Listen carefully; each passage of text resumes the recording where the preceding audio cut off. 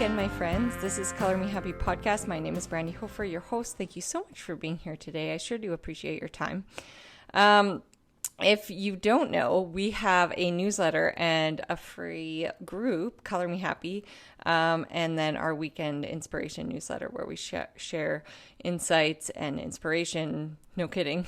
No kidding, Brandy. Inspiration on weekend inspiration newsletter. It's really good and it's nurturing and it's made to uplift. We know that social media and that stuff in general can really get you down. And I like to be as real as possible and tell the truth when I can. Although, I won't go into it too much, but I posted a video of Teddy swearing. And I had to take it down because, well, I think it's hilarious. And he gets it from me, obviously. If you've heard any of our podcasts, sometimes I drop some bombs. I don't say bitch a lot, though. And so I don't know where he got frickin' bitch from, but he's 3, so he's using it in the context of like excitement. Like I was like, hey, Teddy, you want to make muffins with me? He's like, frickin' bitch. And so I got out my camera, like, of course. And I recorded it and I was like, okay, don't say that. And then I'm like, okay, let's dump the chocolate chips. And he's like, freaking bitch. So that's funny. And like, I'm not taking it seriously, so others also shouldn't. And the trolls came out so hard. They were like, obviously he's learned this from his father and that's what dad is calling mom. I'm like, yeah, no.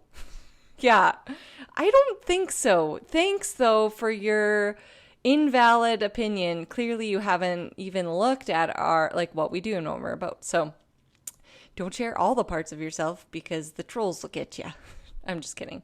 But in that case, Teddy is the sweetest. And so in his defense, I took it down because people are cool, really cool. That's a really polite way of putting how I feel. For the most part, like you here today, I have wonderful, beautiful supporters. So thank you for being one of them. And it's so cool because with the power of, you know, podcasting and creating art and teaching and too much matcha again matcha is not good for the matcha dust is not good for, I'm addicted to mud water. The matcha dust stays and lingers in your throat. It's not good for voice acting things. Anyway, I squirreled again. I went like hard on something else when I was talking about something else. It's great. Thank you for being here. Thank you for being here. You can do beautiful, wonderful things I'm finding out with creativity. It is such a safe space and it is like this beautiful thing that can inspire others. And so I'm learning these through like these amazing community projects. So when I get down about social media, which I do, and it can take me into this rabbit hole of self-loathing, I'm sure you all can relate to that. I come back to, and we talk about this in the book, is the chapter called I Get To. And it's through the art of subtraction. So when you think about your life without like your bed and food and your house and the great things you have, the fact that you get to have a bath at night and all these things, it takes away that like, what is it called? Like fear-based thinking and lack mindset. Right. Oh, I'm learning so much from my self-help. Self-help is the best. I wrote a self-help book, so that makes sense. So it takes away that fear and lack. And it comes back to like gratitude and abundance. So the practice of I Get To's, we take you through this in the book. And so my I Get To's will obviously be different than yours. So I always think about it very simple, plain and simple. I like certain things. I get to have this bunny hug. If you're not from the prairies of Canada, you call it a hoodie. But we like to call them bunny hugs. I wouldn't be sitting here in my really safe home with my warm bunny hug wrapped around me on my fancy dancy computer in my home, talking to you, my special, special supporter, making friends, making connections, having a platform, having a beautiful family who just happens to not be here. And this is why I get to do this. But this is like stuff like that. You get out of your safe, comfy bed. Like everyone loves their own bed with their softy sheets and all their stuff. So speaking of softy sheets, that's my podcasting skill there. Just a lead into the next thing. Just if you noticed, I'm getting better at it. If you've been listening a long time, you know what I mean. So we have on Little Sweet on the Prairie. And here's where she fucks it up. Little Sweet on the Prairie. Okay. So Anna Paniak, Anna Paniak. She is amazing. She does Enneagrams. I don't know if you know what that is. I didn't know. And so I had her on. And they're so cool. But she doesn't just do life coaching and Enneagrams. She does it to match with her interior design. So she's like creating this really cool thing to help people create a home where they thrive in a space that supports them. So like I said, when I talk about my safe home, I have built it. So I have comfy sheets and all these nice things. And I have this healthy body where I get to run. I get to do these things. And it makes you feel like you love life because I do. And it's just that coming back to mindset and abundance and gratitude and all that stuff. And those feed one another. The more you do it, the like more dorky positive you become. No other way to describe it. There is magic all around. That's how I feel. I've had too much matcha. Okay. And you get to buy all the matcha you want because matcha is expensive. Okay. Or you start a podcast and maybe they'll send you matcha for free. Mudwater, I'd like mine for free because it was super duper expensive and it came from the States. And I was like, okay, can't do this again. I have kids who I'd like to, buy food for. So anywho, really love this conversation with Anna because I was just learning, and you can learn with me, what an Enneagram is. And we go over different celebrities and like people from the past, like Frida Kahlo and Albert Einstein, and where they fell on the Enneagram scale. So really, really, really neat and interesting. And I actually asked Anna, I'm like, do people not sometimes like where they fall? And she's like, yes. So stay tuned for what she says about that. It actually took me like, I haven't met Anna since this thing, and I haven't done a Enneagram session. So it's not like I can say I know everything about it because I don't at all. But I'm pretty sure I landed on one and I didn't want to admit it. So she talks about it as it's like this. It gives you insight to who you are and where to use your strengths and like kind of capitalize on how you move through the world by accepting who you are. Hope I didn't F that up too hard, but you'll learn about it soon if I ever stop talking. So I will. Enjoy. So welcome, Anna.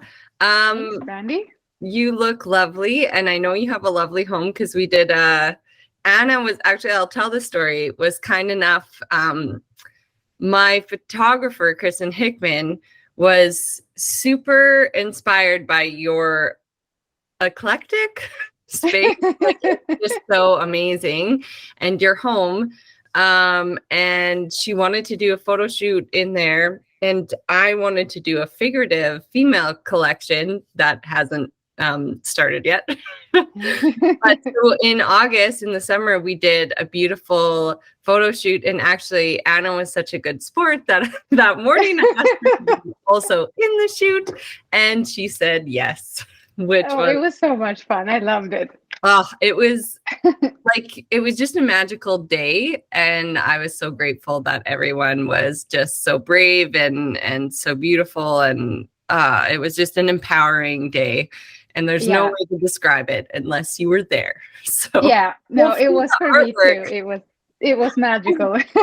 Yeah, hopefully. I can't wait to see that. I've seen a little bit. You've started. No, I haven't started at all. I just made that for Just that portrait of I just made that for Jenny to be nice. So oh, it's you might beautiful. also be like, oh, just piece, but I haven't started the collection. I haven't decided solidly what materials I kind of work on a whole bunch. So I haven't decided exactly. So I'm waiting for the magical moment where that just like comes to me, and it will. So Yeah. I'm giving it space. I have like there is no rush on this one. So Yeah. it's so beautiful that I have to do it justice. So Oh, yeah. exciting.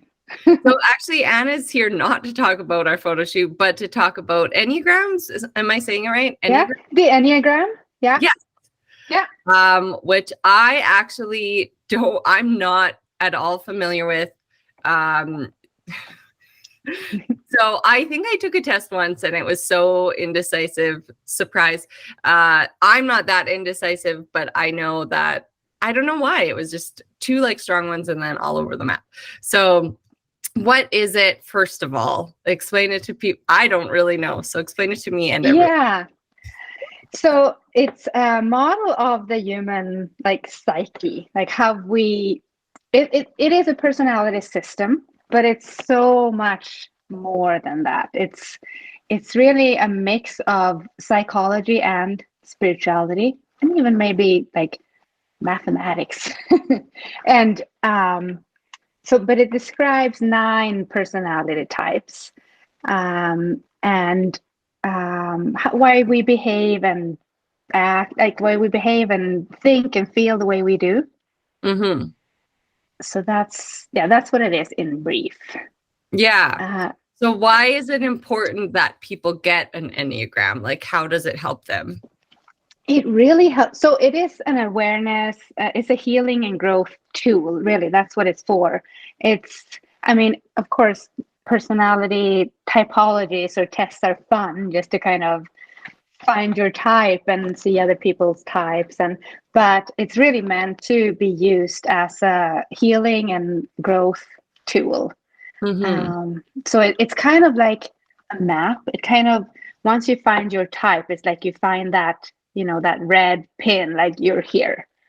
And then it shows you from there your unique path for healing or for growing, for becoming more aware. Mm-hmm. So yeah, Like, there's some. do you want to give me an example, like a strength or a weakness of a personality? Right? Yeah.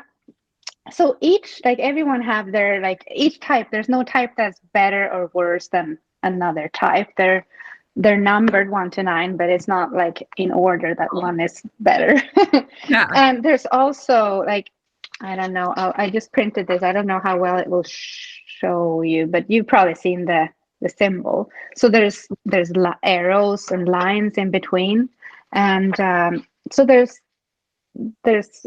connections between different points, and I don't know where I was going with that now. What your question was? I said strengths and weaknesses. Yes, like so each type has exactly aware. each type come with good or bad and bad news, and there's different levels of health. So the same type can have something that's a gift when they're like we're very healthy, but that can sort of turn into a weakness. For example, I'll just give an example for like type 2 is called a helper. So when type 2 is very healthy, they're very giving and nurturing, and it's coming from a place of genuine care and love. When they're not healthy, it becomes more people pleasing, more clingy. So it's the same thing that's a gift in health becomes a weakness when you're not healthy. Oh, interesting. Yeah. Did you have another example? I can go through all the types, of course. Yeah, that'd be so and cool. describe them. I think that's probably the easiest. So there's so much to it. So I get overwhelmed when no. There's so much I want to say. Yeah, for sure. But to make it sort of not too overwhelming because I tend to overload with information. I get excited about it. But so each type have at their core a belief that sort of drives them. And usually these core beliefs, they're in our unconscious, like we're not aware of them, but it's really what drives us, how we think, how we feel, how we act. And we're born, I should say this too, we're born into our type. It doesn't change throughout our life. What changes is like our level of awareness. So it's sort of like we're born with 9 different lenses, like different colored lenses. So one type is born with, let's say, pink colored lenses, and one has yellow. So we see the world through these different lenses. So we all see the world differently depending on our type. It's kind of like a blueprint in our Mm-hmm. DNA. So each type have a core belief, and it's that drives what they sort of, it's a motivation, or it drives what they pursue in life and what they avoid. So we start with just type 1, and so what they type 1 pursues is being good, being the good person, doing good, being good. And what's behind that is the core belief that they aren't good, that they're bad. So they avoid doing anything that's bad or seems bad. And sometimes they're called the reformer, sometimes the perfectionist. They're very focused on what's right and wrong. Oftentimes we're very black and white. And so when they're healthy, they're very like mission driven, objective, conscientious, wise. And when they're not healthy, they can become very judgmental, um, very controlled, serious. They don't let themselves like relax and have fun. Um, and they can come across as very like judgmental. However, they are even more judgmental, like on themselves. Like Mm-hmm. they're in, that inner critic or voice in your head. That's they don't share about their feelings much, but they're even more critical towards themselves. Um, yeah. No, I get geeky with it. I want to hear everything. Go through all the. Yeah, I'll just go quickly through I each like type like hearing about that. it. You don't have to be quick or anything. I like it. You can go on to. Okay. So type 2, I mentioned, it's called, referred to as the helper often. And what they pursue is the experience of love. They're very loving, warm people usually. And what they avoid is being seen as selfish. And their core belief is that they have to earn love, and that they have to take care of everybody else first before they can earn love. And so they're very focused on other people, helping people, nurturing people. And of course they do that because they want to earn love. That's what's behind it. And they often they think it's taking care of themselves is selfish. And oftentimes they don't even realize, they forget that they have needs themselves because they're so focused on other people.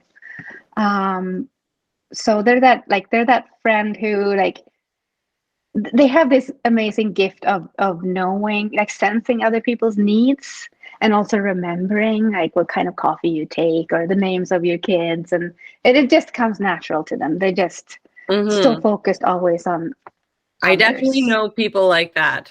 Yeah, I think, yeah, we all, oftentimes they're in professions like nurses, just like people like caretakers. Mm-hmm. Mm-hmm. Yeah. And so when they're not healthy, they become martyrs. Um, yeah, victim, like that mentality. But Mm-hmm. when they're healthy, of course, it's that just loving, generous. Yeah. Quite beautiful. Yeah. Absolutely, yeah. I did actually. I have printed out just examples for each type, just to. I looked up artists because that's.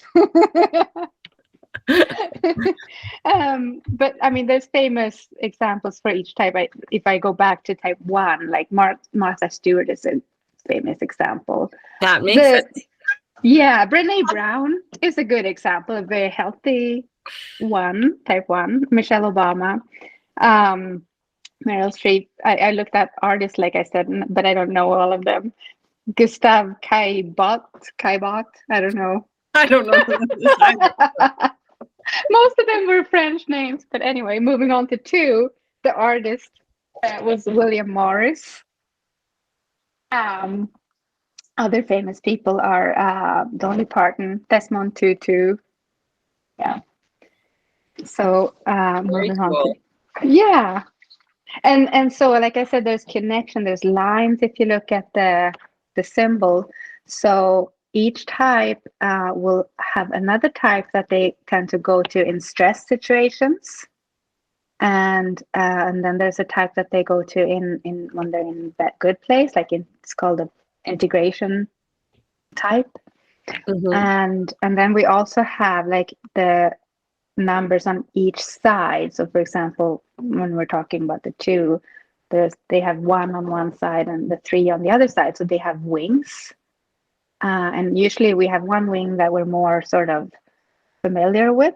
Um, there's different theories, but my the way I see it is we have like both wings available to us, and as we that's part of our growth is leaning into. It's kind of like our type. So our type is not actually who we are. It's a personality that we've taken on um, to to function, to feel safe, to feel okay in the world, like at a very early, like when we're infants. Hmm. And so it's not like something we do that we're conscious of, but it's our personality is kind of who we think we need to be. But most of us think that that's actually who we are, but it's not who we truly are. It's not our true selves. It's our strategies, patterns that we've taken on to function in the world. Hmm. And um, so it's kind of a box we've put ourselves in. So like it's not that we're like these numbers put us in boxes, but it sort of describes the box that we're already in. And as we grow, I see it as like we're expanding our box and stretching into like the wings is kind of the first step of, well, first step is of course becoming aware of our core type and patterns and learning to loosen that. But then stretching into our wings, we're kind of expanding our the box.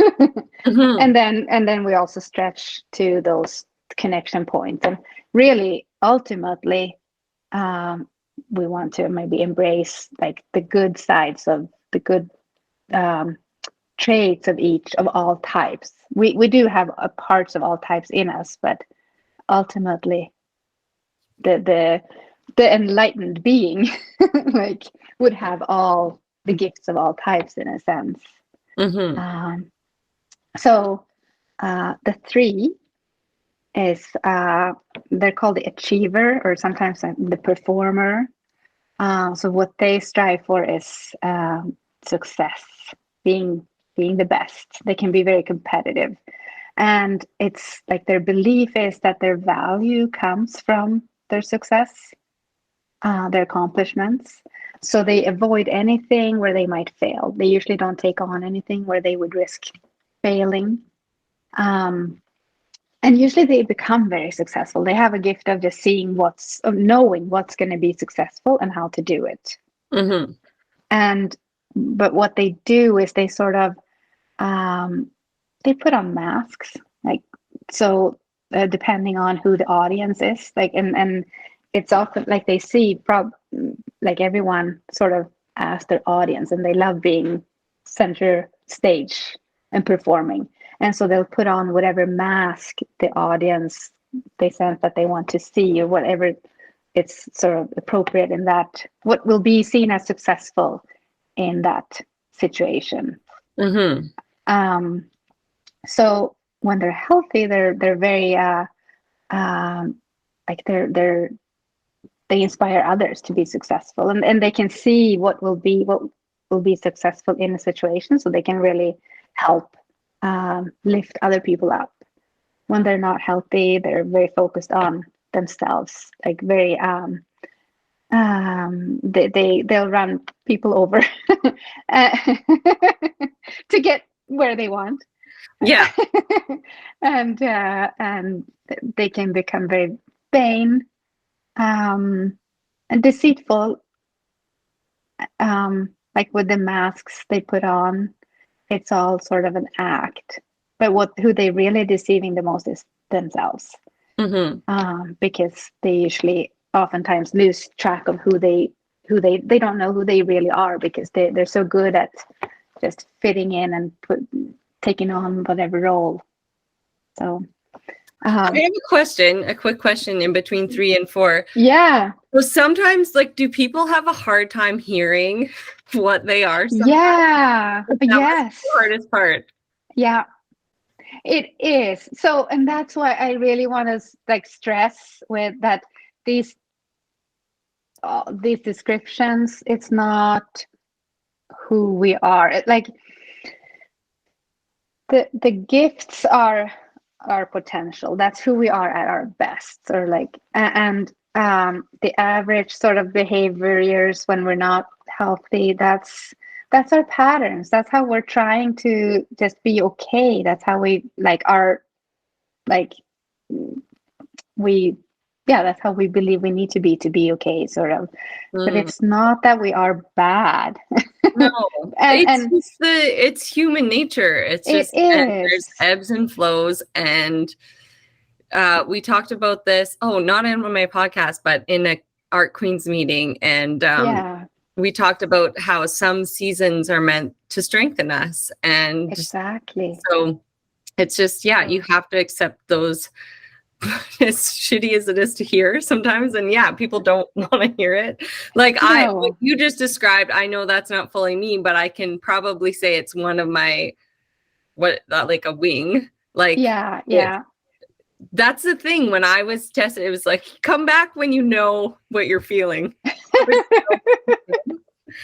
And I'm like, well, that it makes sense, right? But I think, okay, keep going. I want to hear 4. No, it's hard at first, and when you land on your type, it can be kind of nauseating. No one wants to run people over. I would never see. That's why I know it's not my number one, because I would never have the heart to do that ever. And it's not something. I mean, from the outside, it's when I describe them, it sounds bad, but it's not conscious. It's not like they're I'm gonna deceive people. It's not. I think in that case, like, they're charismatic and they have know how to read a room and they know what's appropriate. I think that's a great personality trait.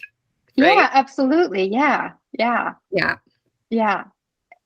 Some examples are like Oprah, Madonna. I think most of these, oftentimes they are successful. So a lot of actors, a lot of famous people. Tom Cruise is a great example. Michael Jordan, Lady Gaga, Muhammad Ali. There's tons of examples, famous examples for streets, because they usually do super famous people. Gigantic. Yeah, exactly. Yeah. So, but we have to, I think we want to look at both, of course, our potential and our gift. And I think that's what I love when I'm working with people, is like helping them see their light, their good sides, and can use it, grow exactly into that. And at the same time, we also have to look at our shadows to get there, because they don't go away by ignoring them. Definitely not. So some of us, like type 4, which is my type, tend to just look at the shadows.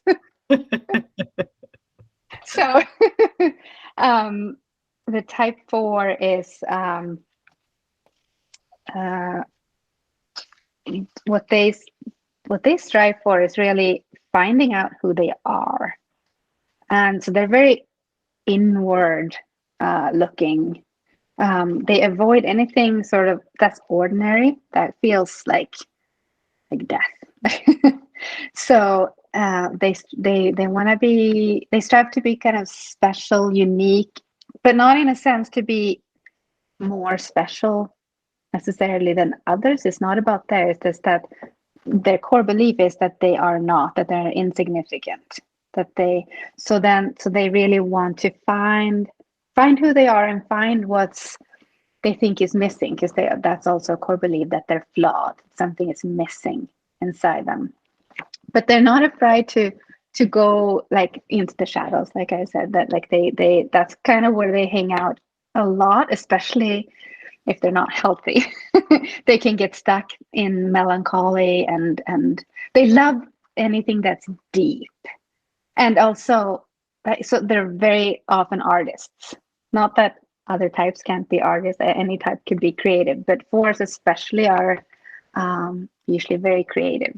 Um, and they see the beauty, they look for the beauty, they want to create beauty, and they kind of see what's unique in the ordinary.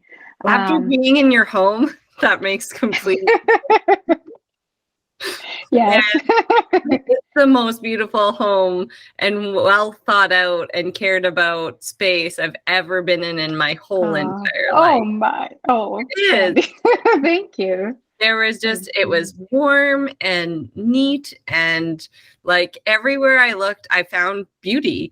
And it was, yeah, it's so cool. It was like stepping, so we live in the Canadian prairies, and so like a lot of the houses were just built like kind of quickly at like a boom, and like they look the same. And your house was like stepping into Europe, because you are Swedish, right? Yes. Yeah. So that's part of it too. I've sort of created my own little Swedish temple on the prairie. It is. It's so nice. Oh, thank you. Thanks. So, so fours are usually like, they like depth, and they're usually and going deep with emotions, and they're usually very emotionally intelligent and sensitive. They can be very moody. And especially when they're not healthy, they can be dramatic and not necessarily. Sometimes they show it. It depends on so there's not going to get into that, but there's actually within each type also 3 different subtypes. So some fours are they still have a lot of drama going on, but they don't really show it. They're more stoic. But yeah, they can get very self-absorbed and stuck in fantasizing about an ideal life, because the life they're living seems boring. So then they kind of escape to this fantasy life.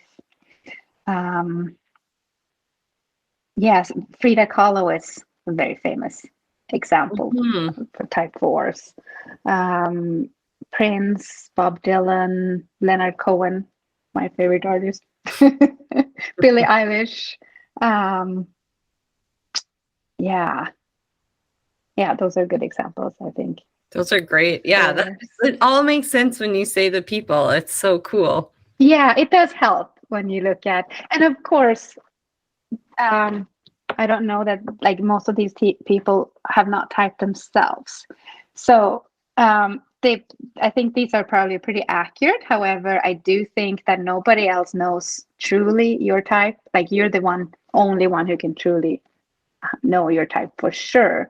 So sometimes when you look up like a type or a famous person, it's people's opinion of it. So sometimes there was a big debate for a while what type Trump might be, for example. And there's many other types I've looked up where I think I'm not sure. Own type. Yeah, maybe that seems like the yeah. Um, so type 5.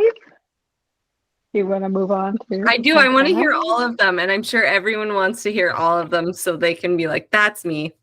Yeah. Yeah.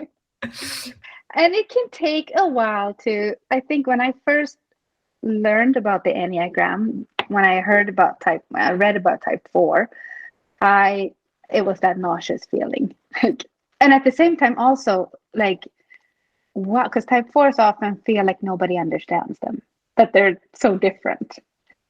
And so it was like, well, somebody read my diary. Like, and I felt like it felt so good to know that there's other people out there who feel the same, who have the same experience. So I think at first I kind of knew right away my type, but then I was new to the system, and I talked to my like teachers and people who are more experienced, and who told me that you're not a 4. 4s are way more dramatic, and so for a long time, and they told me you're this type and you're that type. So I looked at those types, and for a while I was very confused. It took me actually several years before I came back to 4 and knew that.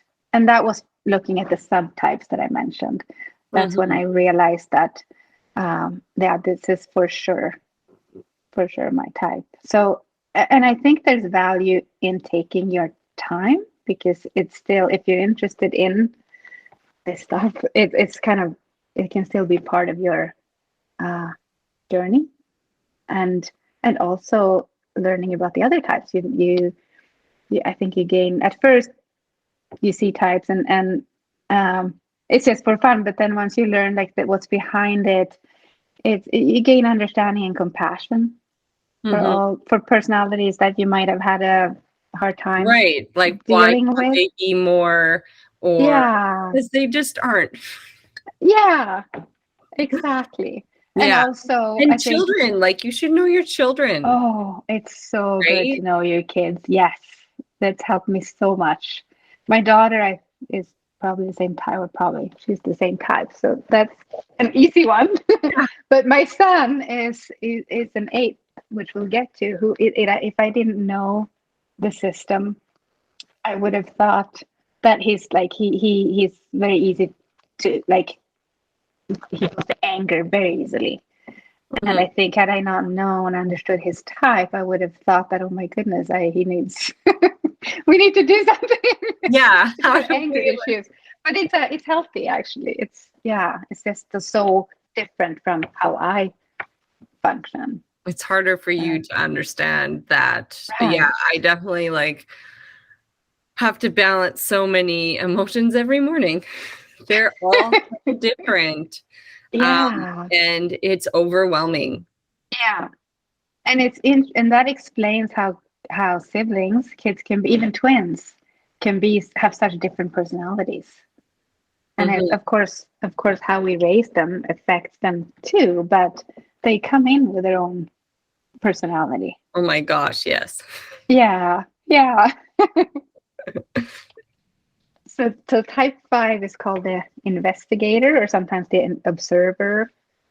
They're very uh, mental types, or they're in their head a lot, and like they pursue knowledge and really understanding things, like if they are interested in something, they need to know everything about it, and that's safety for them. Like, they're intrigued by it, but it's also what's safe, because the unknown is really scary. Being ignorant is kind of their worst fear, because that's like, that would be chaos. Or And their core belief is that um, there's no room for them in the world, that there's like all seats have already been taken, that they're on their own. And yeah, so that's why they strive for just to learn everything on their own. And they're often very they isolate themselves, or they can be hermits. They need alone time. They need their own little kind of cave to escape to. And um, but they can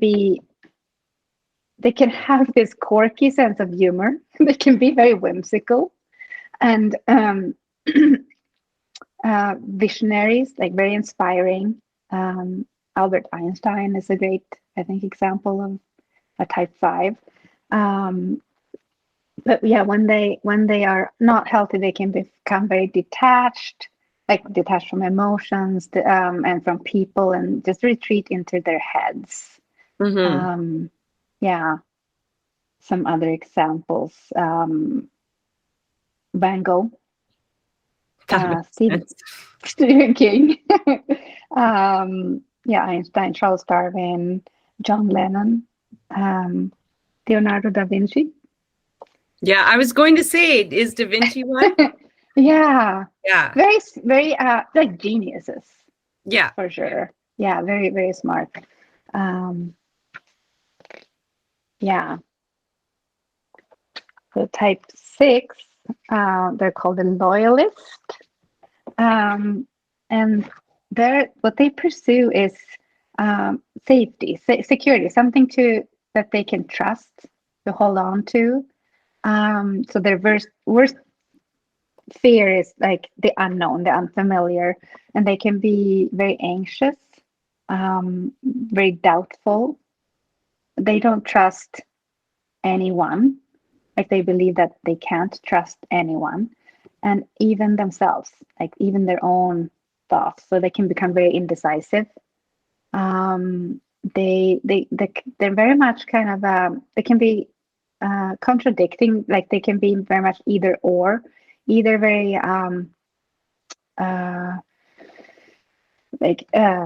that they don't trust anyone, or if they find someone they do trust, they become very, very loyal. If they don't either they trust authority or they kind of rebel against it. When they are healthy, they're very trustworthy themselves, and if they do, if you're their friend, they're like the most loyal friend. They're great team players. But when they're not healthy, they always have a worst case scenario, and they're always planning for the worst. Some examples: Ellen, Bruce Springsteen, Tom Hanks, Julia Roberts. I'm not even gonna try to pronounce the artist that came up. Okay. It's a super long name. That's okay. But George Costanza from Seinfeld. They can also have a very kind of quirky sense of humor. They can be very funny. So the next type is 7. And speaking of funny, like they're very much the fun loving. They're called the enthusiast, and what they pursue is happiness, endless, like freedom, happiness, and they avoid anything that's like getting trapped, getting stuck is their worst fear, in something like boring, and where they have to maybe feel their feelings, like they're anything painful. They just want to be happy and have fun. And their core belief is that like their source of like happiness, satisfaction is somewhere out there, outside of themselves. And so they're constantly on the search for that thing. They're also called the adventurer. Sometimes they're always on planning, like on an adventure, planning the next adventure. They have a hard time committing, because what if something else more fun is coming up? And so but they're fun to be around. Like they're funny and fun. They kind of entertaining, always look like on the bright side or have a positive sort Oh of. my gosh, Teddy is this. My From the moment he wakes up. Yeah. Just like constant, and yeah, always finding fun. Well, I mean, he's always, he's always in my stories because he's always doing something Yeah. hilarious. Yeah. And yeah, like from the moment I wake up, he's just like, we're getting up, Mom, I love you, jumping on me, just ready to go. But Yeah. yeah, Yeah. it is so funny when you describe it. You're like, yeah, that's him. That makes Yeah. sense. And I think that's what's so cool when you do like get into it and describe it. Like people always can see, yeah, someone they know or themselves. And even like it's so accurate, even like when you describe what they do in stress, or like I talked about the different connections. I was Mhm. talking to I had a little gathering last night teaching the Enneagram here at my house. Oh, good for And you.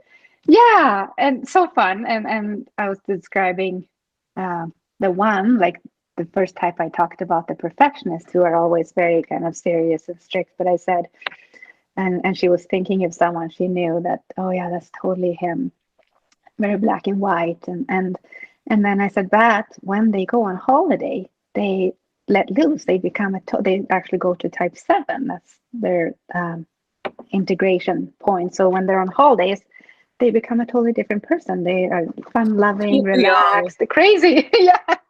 But it's and lots of people would never see the one like being like that, letting go, like not being so controlling. And Mhm. she was just bursting out laughing because this person she was thinking of had just gone on holidays, and then she said that it was like Jekyll and Hyde, like he was a totally different person. So it's so cool how it's so accurate. Yeah. And yeah, so examples of 7 are Robin Williams, most Jim Carrey, um, Bette Midler, Mozart, Fergie, Cameron Diaz. Yeah, Yeah, like definitely like Robin Williams, like exactly. Carrie, like of course. Yeah, yeah, yeah. Comedians for Yeah. sure. Yeah. Yeah, yeah. Um, so yeah, type 8 is the challenger, the rock sometimes. Uh, so they pursue being powerful and avoid vulnerability. Um, and their core, like the belief that drives them, is that the world is unjust and it's not safe to be vulnerable. So they have to protect themselves at all cost. And they're very much uh, well, kind of us against them, maybe, or they're like they have their tribe, and so that they protect. So so they have your back. If you're part of their tribe, they have your back. Uh, and they often root for the underdog, the weak. And they feel like that they pursue being powerful, and they feel that they have this strength, so that they can take care of the people who need it. So they can be, when they're unhealthy, they can become bullies, um, very like willful, um, and like abuse that power that they have. When they're healthy, they're the ones who stand up against the bullies, like take the side of the weak and protect them. So yeah, they avoid being vulnerable, but beneath that, they have a huge heart. They have this like strong shield or barrier, and so they come across. They can be very intimidating and they have this big, strong energy, confident. But beneath that, they have a very soft, big heart. Um, so, some examples: Serena Williams, Queen Latifah, Chelsea Handler. Um, Frank Sinatra, Susan Sarandon. I think like the typical kind of Italian mafia macho. I think a lot of men. It's kind of the ideal macho, manly, confident, strong courageous. Caravaggio was the artist that came up. I don't know how you say No, that. I know Caravaggio's. Yeah, Yeah. yeah. Pink and Martin Luther King. Another good example for a long time, I think Mother Teresa was typed as a 2. Of course, for her like love, unconditional loving generosity. However, a lot of people say now that she was probably an 8, and 8s, when they're healthy, go to 2 with their big heart. So that's something. So it's very interesting when you type people, or even when you're looking for your own type. Sometimes you can be mistyped because you're kind of hanging out in stress at a different point, kind of type. Yeah. So sorry, did you hear that? Yeah. My daughter. I thought I. That's okay. Last type is type 9. The peacemaker. So what they pursue is peace and harmony, and they avoid anything that kind of would disrupt that conflict, anger, and of course, like they want peace and harmony, and they want interconnectedness, like they want to be connected, so they avoid anything that might disrupt that. What their core belief is that they don't matter, and that they believe that their opinions, even their presence doesn't matter, and they sort of have to erase themselves to stay connected. So they become very accommodating, kind of go with the flow, and go along with what everybody else wants. And it's important for them that everyone is like that there's harmony and everyone is okay around them. And so they kind of forget themselves. They don't even like, they'll always, if you ask, where should we go for supper? Or, like oh, whatever you want, I'm fine. And if you ask them, no, I want to know, what do you want? They often don't even know what they actually want. But they make you feel so welcoming. Like they have this belief that they don't matter. So they project that onto other people and do anything to make sure you feel that you matter.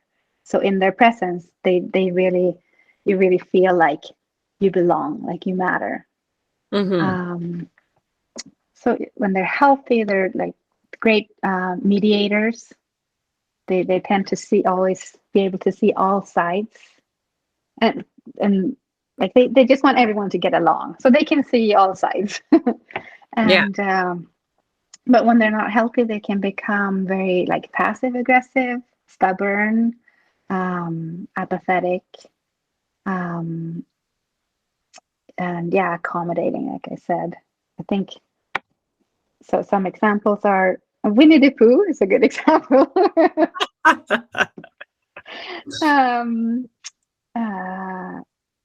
Lisa Kudrow, Barack Obama, Walt Disney. They have this when they have this happy place that they've created. So like Walt Disney created the happiest place on earth. And 9s have this happy place that they in their mind that they escape to when things are not feeling so happy or harmonious, peaceful. They escape to their own peaceful, happy, ideal place, and they tend to check out, kind of.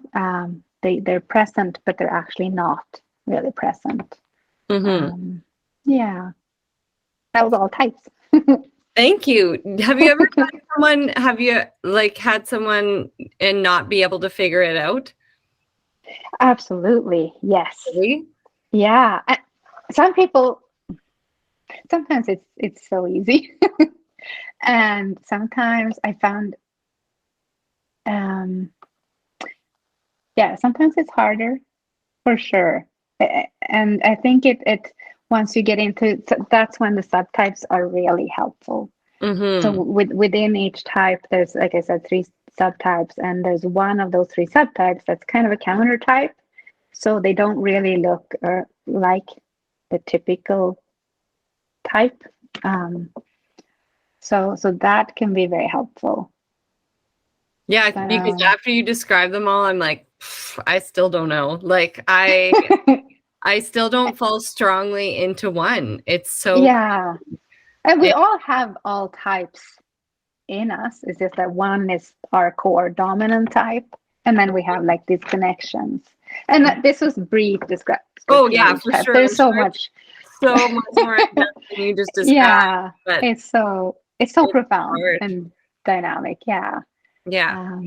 But I think, I mean, you can take a test, like you can just read about the types. That's or they can kind of come what they can come to me, yes.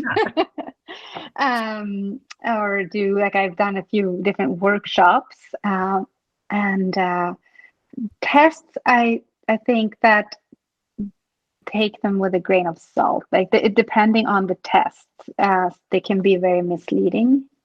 And it's hard because, I mean, a lot of the questions are sort of your blind spots, the things that you're not really aware of when you take a test, or you might answer the way you think you want to be, or the way you see yourself, but it's not maybe how others see you. But there are some tests that I would recommend that are, I think, more accurate than some. Yeah. Yeah, you'll have to send me those, and I can put them in the links For sure, yeah. to the episode, and also your contact information so people can see where, how they can contact you and get their reading or join a workshop. Yeah, absolutely. Yeah. Yes. Do you have anything else you want to add that people should know? Yeah, like I said, there's so much more. Yeah, like we just scratched really the surface, I'm sure, of what you do. Because how long typically does it take, like a session with someone, a one-on-one? So I do just typing sessions, which is kind of, I would say, an hour, 75 minutes. Oftentimes, usually, if you want to, but that's just to kind of discover your type. And we don't always, like, sometimes it's harder. So sometimes a follow-up session, just to land on your type. And then after that, the real work that's when it begins. So then it could be like, I usually recommend at least starting with 6 sessions to explore your type and your sort of your path.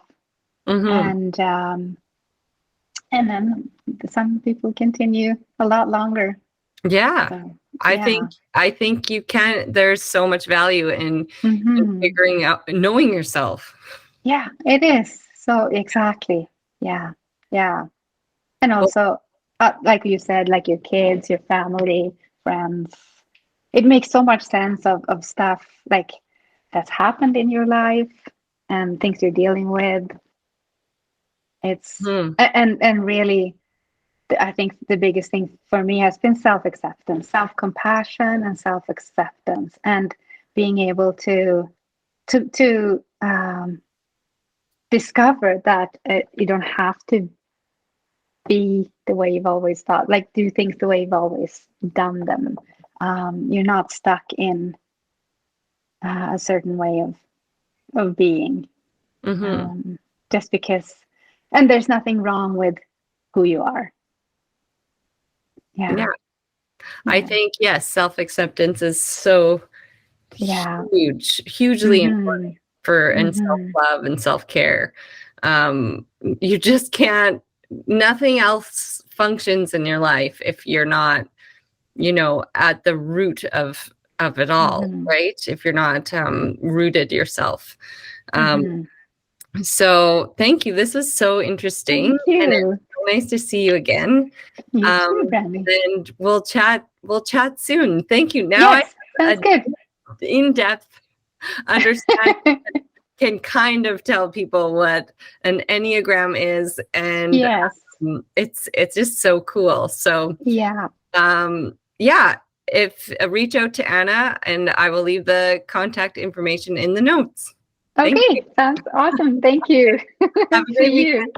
Bye. You too. Bye. Okay, so if you haven't heard, we are doing this, and this is where I'm talking about like creativity is such a powerful tool. If you want to steal my old mantra, I don't say it a lot. I say it sometimes still because it's such a good one. My creativity is worthy and powerful. And for years, when I was transitioning between a studio artist and then just opening my mind to like becoming a more multifaceted creative and accepting that that was okay because the art world told me that it wasn't for over a decade. Cool. Maybe 2 decades. Maybe. That's how long I'm young, like 36, but I've been in the art world for a long, long time. I went straight to art school coming out of high school, and so I've been in the world for a long time, and it can be disheartening. I hear you if you're in the creative art world. If you're not and you're just listening and you love Enneagrams and you are tuning into Interior Design Fun, still creative outlet, creative path. The creative umbrella falls over so many things, and so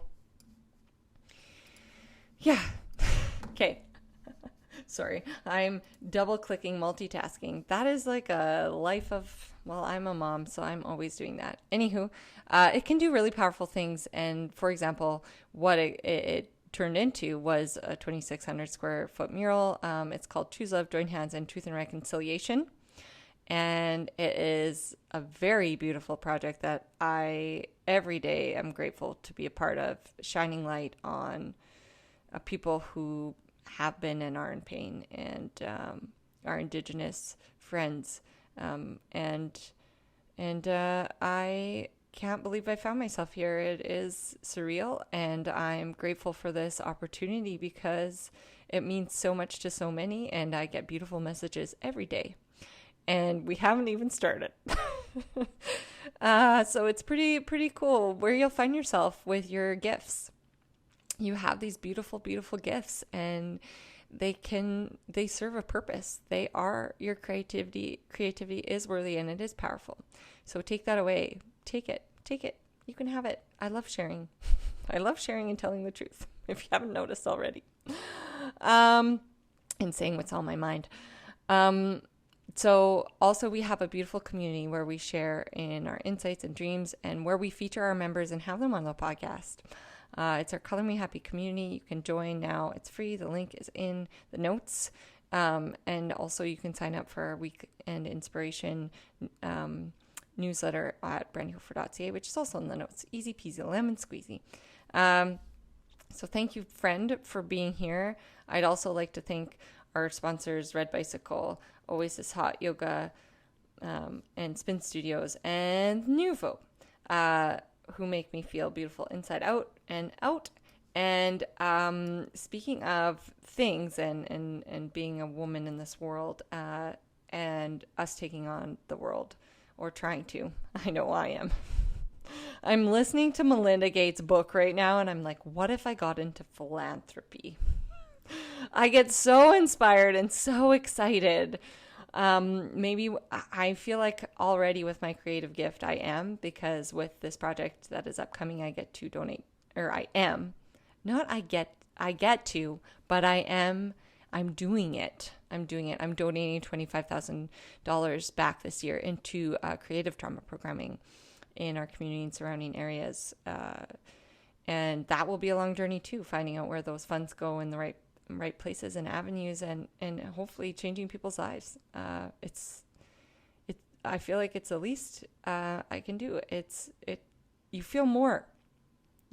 You take away more. I don't know what else to say. And I said this to, we have like one of those people in our family. I'm not going to say, describe them further than that. And, or say not in my family. They're not. I'm not even related to this person. They hold on to money, right?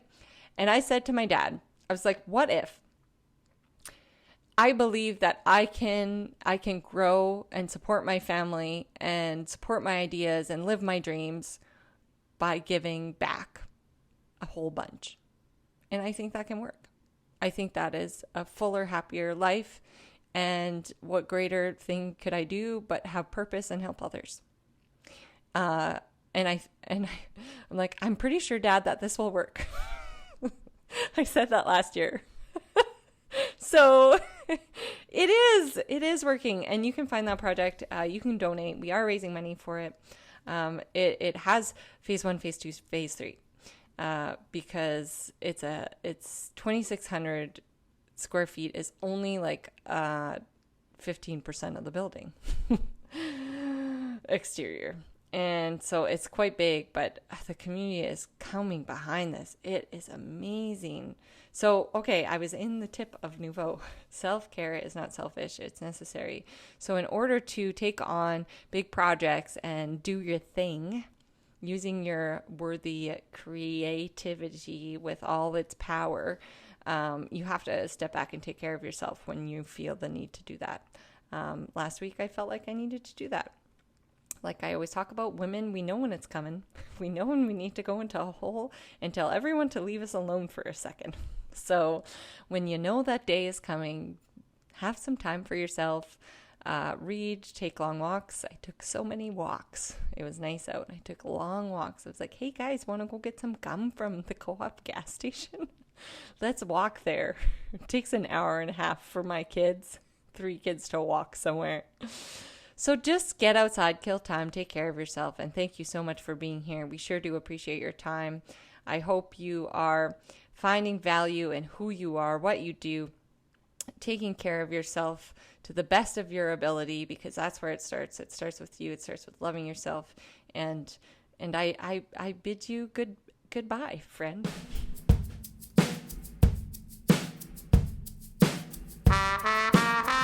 If you're looking for some time for yourself to relax, release, and unwind, Oasis has the perfect space for you. They offer yoga and spin classes of all levels. Whether you are a beginner or advanced student, Oasis thrives on accommodating all aspects of the practice. Let their serene environment and gracious staff help you in your journey of peace, healing, and strength. Sign up online at www.oasishotyogastudio.com or by downloading the Oasis Hot Yoga Studio app. Feel like yourself. You deserve it.